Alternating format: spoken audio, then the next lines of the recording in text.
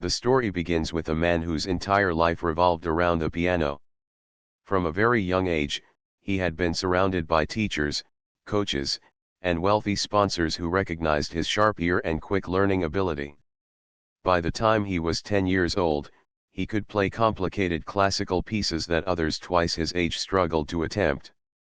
His parents, proud of his talent, enrolled him in the best music academies where he practiced for hours every single day. Slowly, he rose through competitions, winning trophies and earning the reputation of a prodigy. As he grew older, the praise became louder, and the spotlight became brighter. Everywhere he went, people clapped for him. Journalists wrote about him, critics admired him, and audiences filled halls just to hear his fast fingers dance across the keys. Over the years, the constant praise turned into pride. The young pianist began to believe that he was not just talented but untouchable. His technical skills were unmatched, his memory was sharp, and his posture on stage was flawless. He carried himself with elegance and always demanded perfection from those around him. Yet, deep inside, something started to change. He no longer played music to feel its beauty, he played only to impress.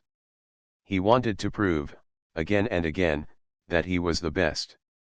His arrogance became clear to many who met him. At social gatherings, he spoke about music as though no one else could truly understand it. When students approached him for guidance, he often dismissed them with cold remarks. If someone dared to play in his presence, he would sit with folded arms, waiting to find mistakes. To him, music was no longer about joy, it was about competition. He loved to remind people of his titles, awards, and the prestigious halls where he had performed. One evening, he was invited to a grand charity event. The hall was filled with artists, writers, and community members. Everyone was dressed elegantly, the air buzzing with polite laughter and conversations.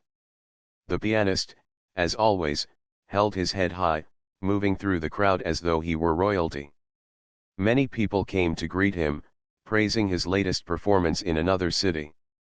He accepted their compliments with a proud smile, feeling once again that he was the star of the night. As the evening continued, music filled the room. Different performers took turns sharing their talents, some sang, others played instruments, and a few recited poetry. The atmosphere was warm and welcoming. Among the performers was a woman most people knew only within the small community. She was not professionally trained, nor did she wear expensive clothes. She was a simple woman with kind eyes, modest manners, and a quiet presence. She often played the piano at weddings, community gatherings, and sometimes in the local park when the weather was good. When her name was announced, she walked up to the piano with calm steps.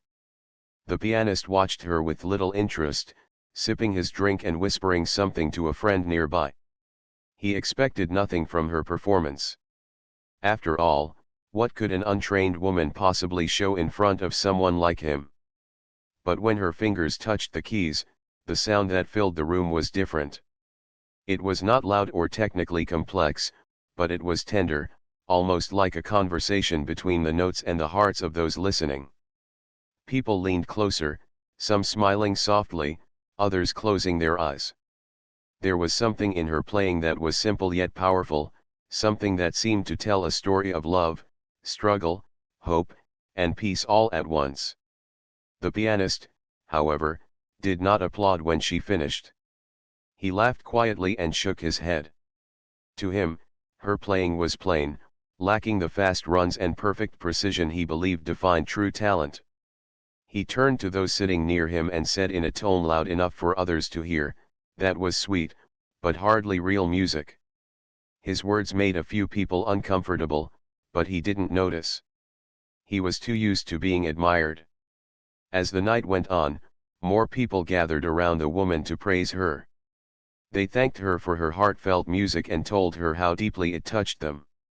Some even admitted that her simple melody moved them more than the complex performances they had heard at large concerts.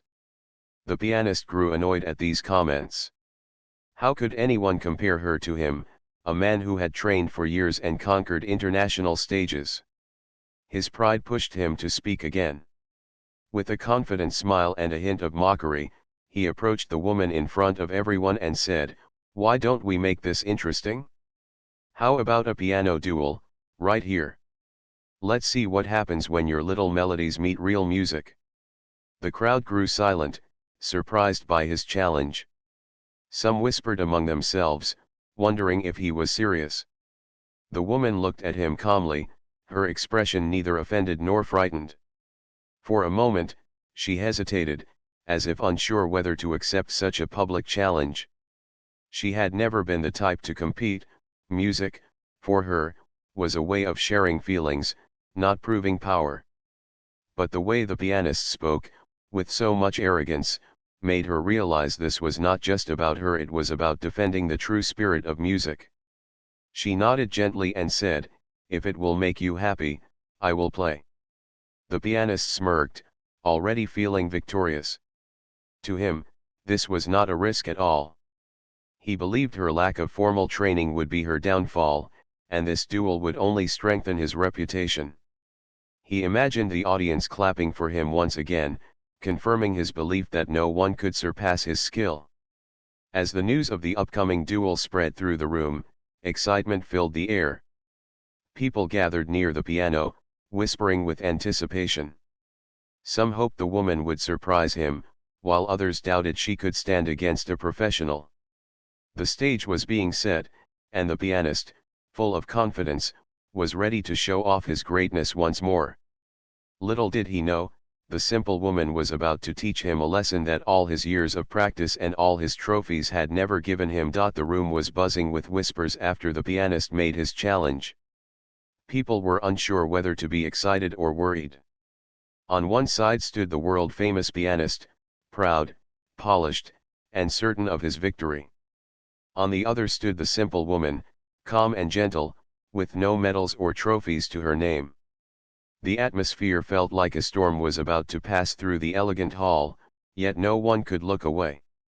The pianist adjusted his suit and looked around the crowd, enjoying the attention.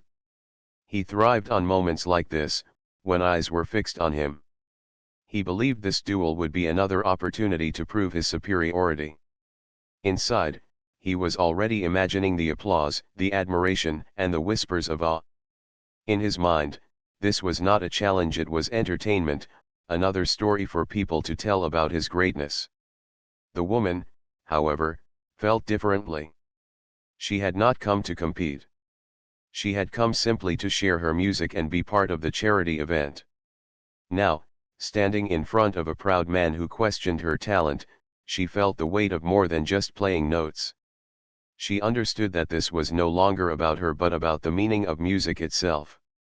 She took a deep breath, her face calm, her hands folded gently in front of her, as if she carried no fear at all. The audience moved closer, forming a circle around the piano. Some took out their phones to record, eager to capture the unusual duel. Others simply folded their arms, waiting to see whether this humble woman could stand even a moment against such an acclaimed musician. The organizers tried to keep order, but the energy in the room was far too strong. Everyone wanted to see what would happen. The pianist decided he would play first. He walked to the piano with confident strides, bowing slightly to the audience.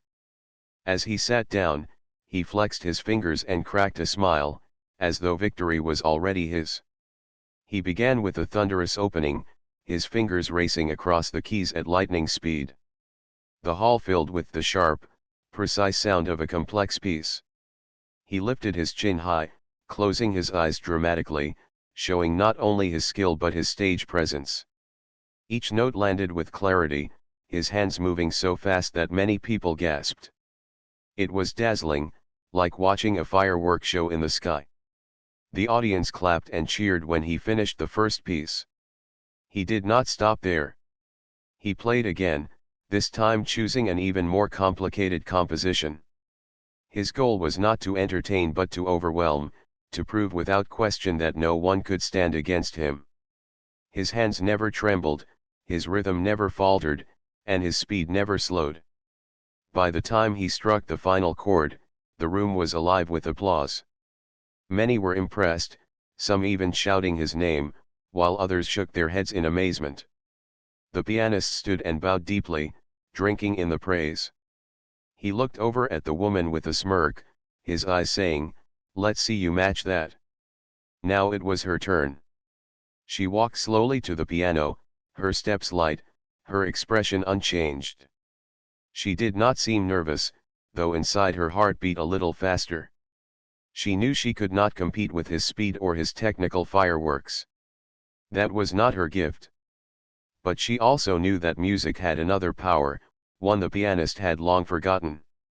She sat down quietly, adjusted the bench, and rested her hands gently on the keys.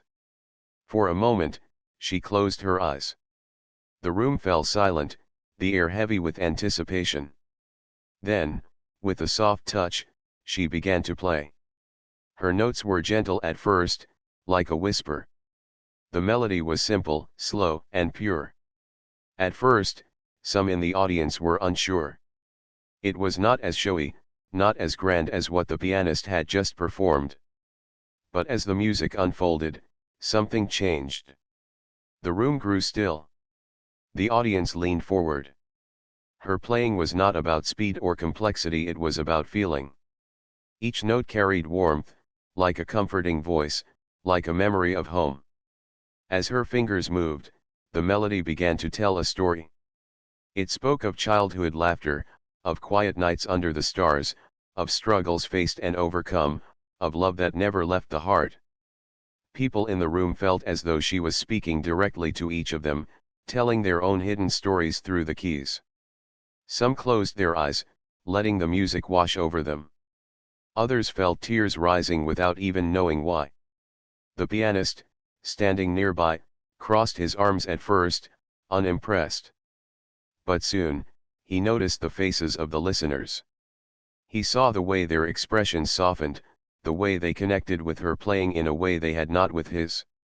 His music had amazed them, yes, but hers was touching their hearts. For the first time in a long time, he felt something stir within him, something he had buried under years of pride and competition. The woman continued, her fingers never rushing, her body swaying slightly with the rhythm. She was not performing to prove anything. She was simply sharing her soul through sound. The piano became an extension of her voice, and the hall felt transformed. The grand chandelier above glowed softly, the crowd sat breathless, and time itself seemed to slow down. When she finally pressed the last key, there was no immediate applause. There was silence, a heavy, beautiful silence. It was as though no one wanted the moment to end. Then, slowly, the audience erupted into clapping, louder and longer than before. Some people even stood, applauding her with respect and admiration. The woman rose from the bench and bowed politely, her face humble, as if she had done nothing special. She did not look for glory. She did not seek victory. For her, it was enough to share the truth of music. The pianist, watching all of this, felt his confidence falter for the first time. He forced a smile, but inside, he was troubled. He had given everything speed, skill, precision, yet what lingered in people's hearts was her melody. He had played like a master, but she had played like a storyteller. The duel was not officially over, but in the minds of many, the outcome was already clear. They had seen two very different approaches to music, one built on pride, the other on sincerity. And while both had value, it was the latter that touched them the most. The pianist clapped slowly, trying to mask his unease. For the first time, applause around him was not for him, it was for someone else. The woman gave him a small, respectful nod, as though thanking him for the opportunity rather than mocking his arrogance. Her calmness only deepened the conflict inside him. The duel had begun as a display of superiority, a show of pride. But it was turning into something much greater. It was becoming a lesson that would stay with the pianist long after the applause faded. The hall was filled with excitement, but also with an unusual kind of silence. After the woman's heartfelt performance, people found themselves lost in thought. It was rare for an audience to feel so deeply connected to a melody that they forgot about clapping or cheering. The pianist, standing tall in his sharp suit, suddenly felt smaller than he ever had before. He had given a show of power, but she had given a piece of her soul. Still, the duel was not officially decided. Some people whispered that perhaps the pianist should play again, to prove once more why he was considered a master. Others said there was no need, because the woman had already shown what music was truly meant to be. The pianist, however, was not ready to accept defeat. Pride would not allow him to walk away so easily. He stepped forward with a gracious smile, pretending to be unaffected. "That was lovely," he said in a voice loud enough for the crowd to hear, "but music is more than just emotion, it is discipline, it is structure, it is greatness built through years of practice." He turned to the audience as though giving a lesson. "Let us continue, and I will show you the full beauty of the piano." He sat down once again, straightening his back, preparing himself as though about to wage a battle. This time, instead of choosing a fast piece, he decided to show his range. He selected a composition known for its complexity and beauty, one that required both technique and expression. He wanted to prove that he was not just about speed. When he began to play, the sound was rich and controlled. Each chord was struck with confidence, every note delivered with precision. He poured himself into the performance, determined to show that he, too, could play with feeling. The audience listened carefully. Many nodded, impressed by his ability to mix strength with softness. For the first time, he was not just performing for praise, he was performing with something deeper, though he himself didn't fully understand it yet. Yet, despite his effort, there was something missing. His performance was flawless, but it felt like a painting without color. The audience clapped politely when he finished, but the spark was not the same as before. He realized this the moment he looked into their eyes. They respected his talent, but they had been moved by hers. Respect and love were not the same, and he could feel the difference. The woman then returned to the piano for her second round. She placed her hands gently on the keys, and once again, the hall seemed to hold its breath. This time, she played a melody even simpler than before. It was a tune many in the audience recognized, a folk song that reminded them of their childhoods, of evenings spent with family, of stories told by grandparents. Her version, however, was different. She added small variations, delicate touches, and gentle pauses that made the song feel alive. It was not just music, it was memory. People smiled, some laughed softly as they recalled happy times, while others wiped their eyes as old emotions returned. The pianist, watching from the side, felt something strange stir in his chest. He knew this song. He had heard it long ago, when he was just a boy, before fame and pride had taken over his life. His mother used to hum it while cooking dinner, and sometimes his father whistled it in the evenings. Listening to the woman play, he suddenly felt a wave of nostalgia. Memories of his childhood home, of warmth and love, came rushing back. For the first time in many years, his heart ached not with jealousy, but with longing. The audience once again erupted into applause when she finished. But this time, the sound was thunderous. People stood, cheering and clapping, some even calling her name.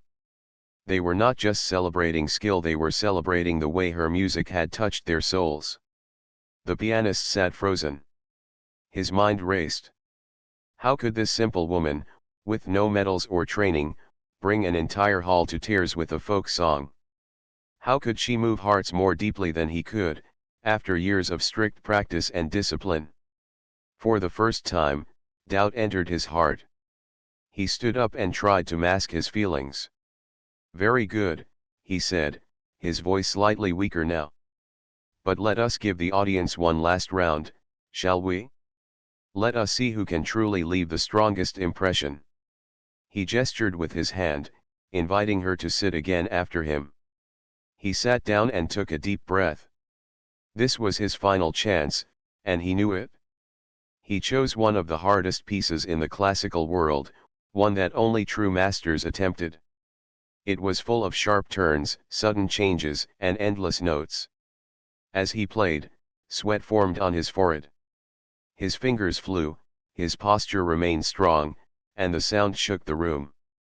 It was a performance meant to prove power, discipline, and authority. The audience clapped loudly when he finished. But again, it was admiration, not love. His music impressed, but it did not embrace. When the woman sat for her final turn, there was no tension on her face. She looked almost peaceful. She closed her eyes for a moment before she began. Her fingers touched the keys, and a melody bloomed that no one in the room recognized. It was her own composition, something she had written quietly in her own home, inspired by the ups and downs of her life. The music rose slowly, like the sun at dawn, soft and warm. Then it grew brighter, carrying a rhythm that made hearts race. It dipped into sadness, then lifted into hope, weaving emotions together like threads in a beautiful fabric. By the time she reached the final notes, the entire hall was silent again, caught in the spell of her music. When she lifted her hands, people jumped to their feet, clapping wildly, cheering as though they had just witnessed something unforgettable. Many were crying openly, not ashamed of their emotions. Her music had given them something more than entertainment, it had given them connection, honesty, and truth. The pianist felt his chest tighten. He realized that he had lost, not just in the duel, but in something far greater. For years, he had chased applause, trophies, and recognition. But she had shown him what he had left behind, the soul of music. He looked at her, standing there humbly as the audience celebrated her. She was not smiling with pride or gloating in victory. She stood with grace, her head bowed slightly, as though she were thanking the piano itself, not the crowd. That humility pierced him more deeply than any defeat ever could. In that moment, he understood that he had been wrong all along. Music was never meant to be a weapon, a competition, or a crown. Music was meant to touch hearts, to tell stories, to heal wounds, and to remind people of what truly matters. And as he realized this, the weight of regret settled heavily on his shoulders. The hall was still alive with applause, but inside the pianist's heart there was silence. He stood there, his hands slightly trembling, while the simple woman bowed with grace and stepped back from the piano. The crowd surrounded her with admiration, their faces glowing with joy, while he felt himself fading into the background. For the first time in his life, the spotlight had shifted completely away from him. He had spent years believing that no one could outshine him. Every competition he entered, every concert he played, he was always the brightest star.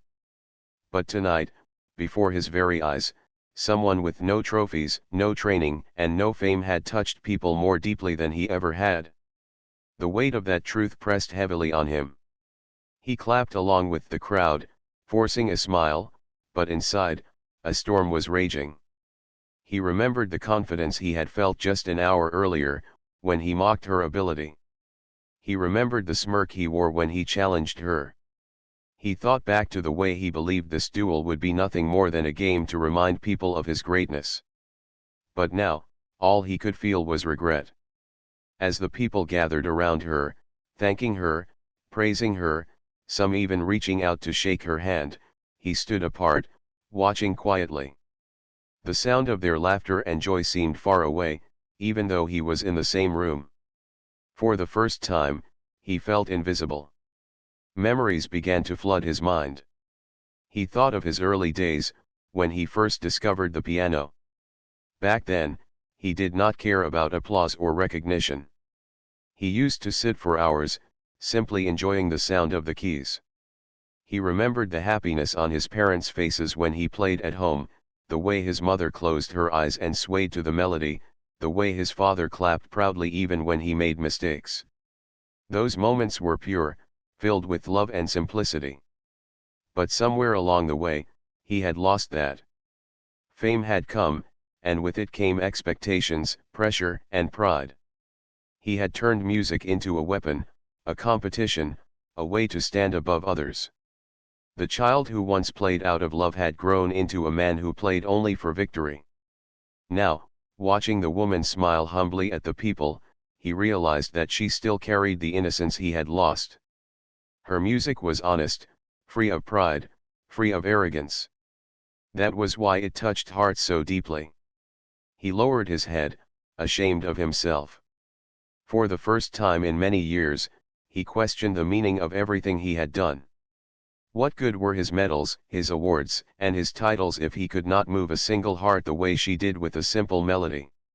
What did all his years of practice mean if his music left people impressed but not transformed? The regret grew heavier inside him. He remembered the words he had spoken to her earlier, his mocking tone, his dismissive remarks, the way he tried to embarrass her in front of the crowd. Those words now felt like a heavy chain around his neck.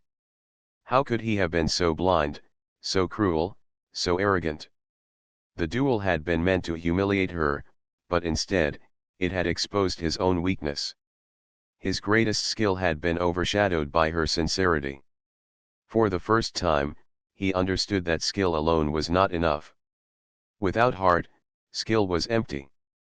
The audience slowly began to settle down, and the host of the event stepped forward, thanking both performers.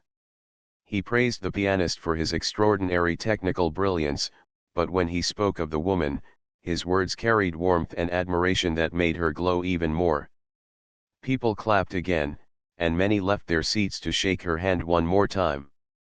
The pianist stayed where he was, lost in his thoughts.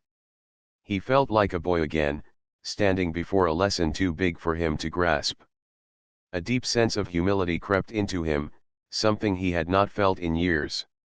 And though it hurt, it also felt strangely cleansing, as if his heart was finally waking up from a long sleep.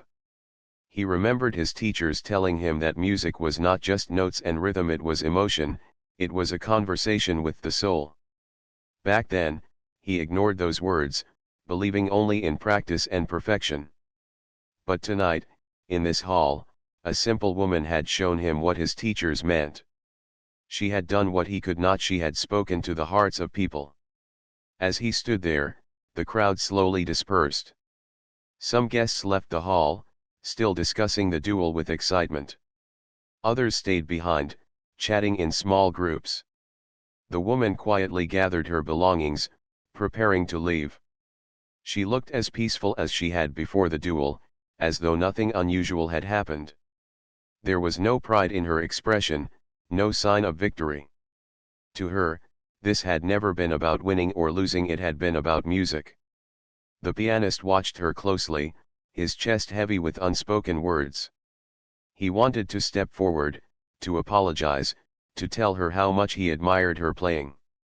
But his pride still held him back. For years, he had lived as someone untouchable, someone who never admitted weakness. To confess defeat now, in front of others, felt impossible. Yet the longer he waited, the stronger the regret grew. He noticed the way some of the audience members looked at him now. Their eyes were no longer filled with admiration. They still respected his skill, but something had changed. They had seen through his arrogance, and they had seen the humility of the woman. Deep inside, he knew they would remember her performance, not his. The weight of that realization nearly broke him. He turned away for a moment, covering his face with his hand. A lump rose in his throat, and he had to fight back tears. It was not anger or jealousy, it was sorrow.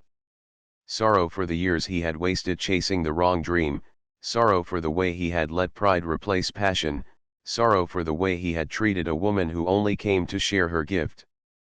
The woman noticed him standing alone. With her usual kindness, she walked toward him, her footsteps soft on the polished floor.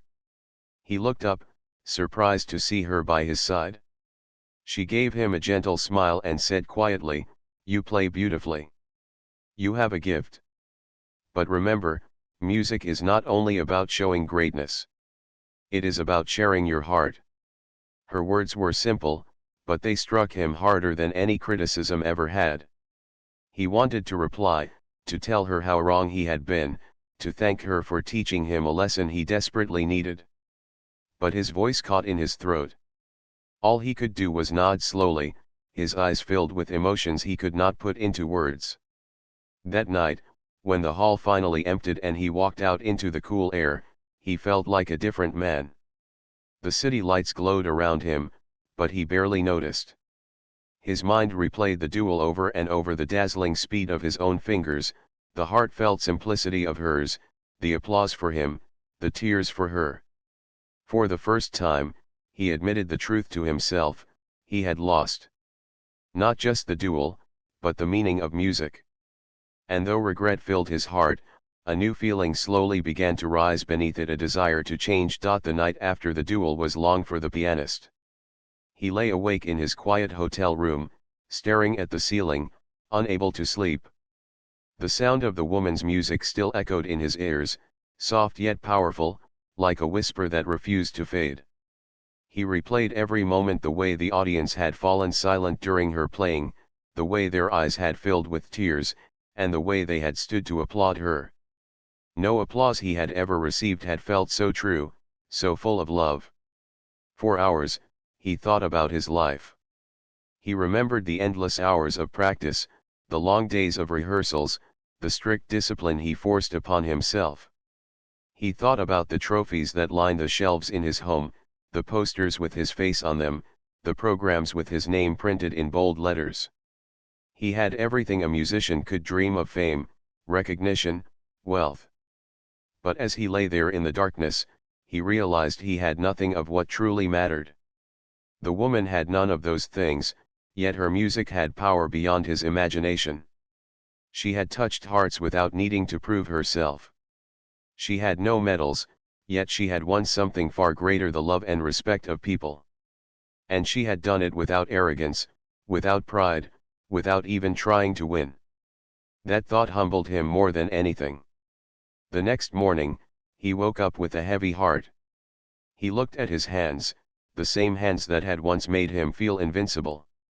They had brought him fame, but not fulfillment. For the first time, he wondered whether he even knew how to play music anymore. He knew how to perform, how to impress, how to compete, but did he still know how to simply play? As he walked through the streets later that day, he saw ordinary people going about their lives. A young boy held his mother's hand while humming a tune, a street musician played a guitar with joy, and an old man whistled softly as he swept the sidewalk. None of them were famous. None of them were chasing applause. Yet each of them carried music in their hearts in a way that felt more honest than all of his grand performances. He realized then that music belonged to everyone, not just to those with fame and training. Days passed, but the duel never left his thoughts. The regret stayed with him, but it also began to push him toward change. He started practicing again, but this time it was different. Instead of racing through complicated pieces, he slowed down. He let each note linger, listening carefully to its sound.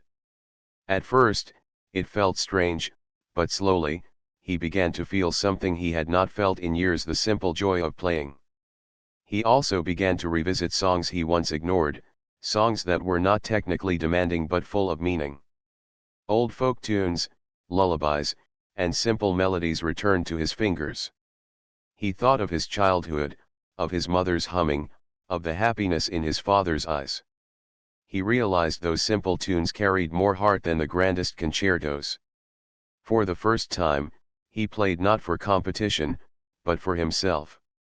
One evening, he decided to visit a small community center where local artists often performed. He went quietly, without announcing who he was. The place was modest, filled with families, children, and elders. When they asked if anyone wanted to play, he surprised himself by standing up. He walked to the piano, sat down, and for the first time in years, he did not feel the pressure to impress. He simply played. The melody he chose was slow and gentle, one that reminded him of the woman's performance at the duel. As he played, he noticed something new: the audience was not clapping loudly or gasping at his speed. They were simply listening. Their eyes softened, their bodies relaxed, and a peaceful silence filled the room.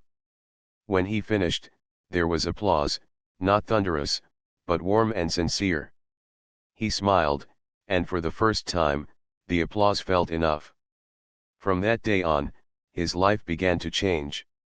He still performed on big stages, but his approach was different. Instead of filling his concerts with only difficult, showy pieces, he began to include songs that carried heart and emotion.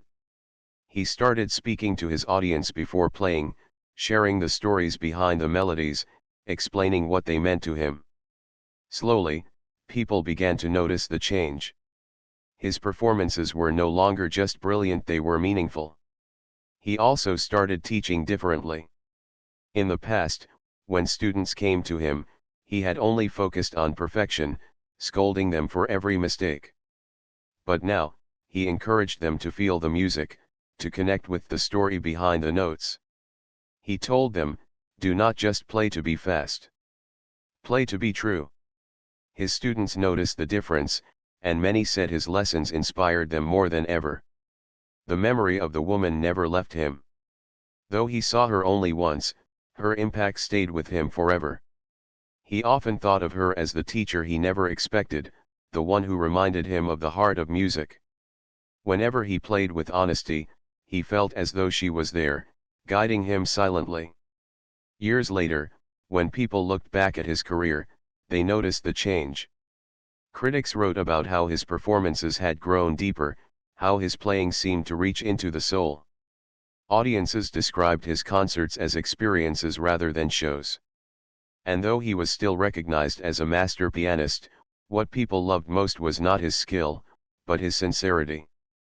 One evening, after a performance, a young girl approached him shyly with a notebook in her hand. She asked for his autograph and said, "When you played tonight, it felt like you were telling my story. I don't know how, but your music made me feel less alone."